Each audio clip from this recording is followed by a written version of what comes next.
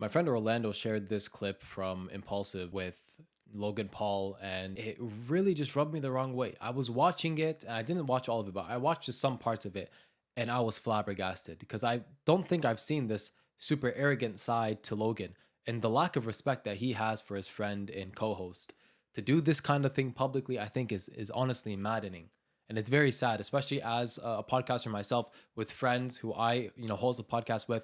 Seeing him say that and do that with his friend, I think is honestly crazy. Take a look for yourselves. One that really hurt me is you told me I need a therapist because I believe in Jesus.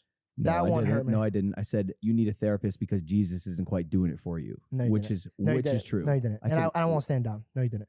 You think I said you need a therapist because you believe in Jesus? I checked you and I said, what did you just say to me? And you said, what did I say? And you stumbled. You're like, I don't know. What would I say? And then you fumbled. Now, I'm not backing down from this. It is common knowledge that you don't interpret reality like reality happens. Mm-hmm. And you heard that incredibly wrong. You think I said you need a therapist because you believe in Jesus? What do I need a therapist for then? Jesus isn't doing it for you. And I believe what do I need a therapist for? I don't believe you're as emotionally mature as you could be. Then what do I need Jesus for? I mean, what do I need a therapist for? To get you to level up. In what? Yourself. In what category? So when you think George needs a therapist, what category am I falling under? Emotional intelligence. Me. Yes.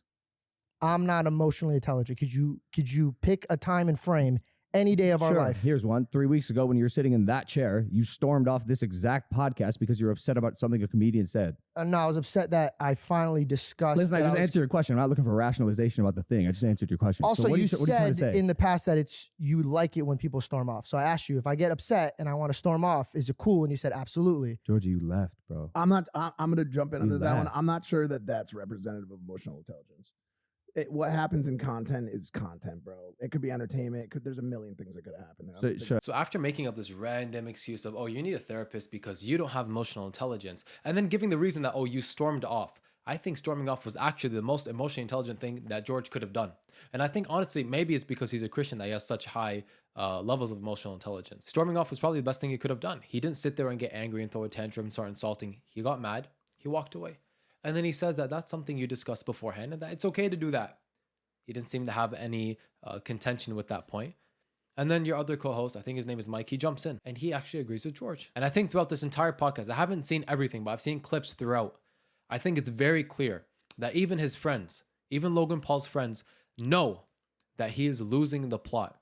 And I don't know why or where he got lost, but he's very clearly losing the plot. Maybe it's arrogance.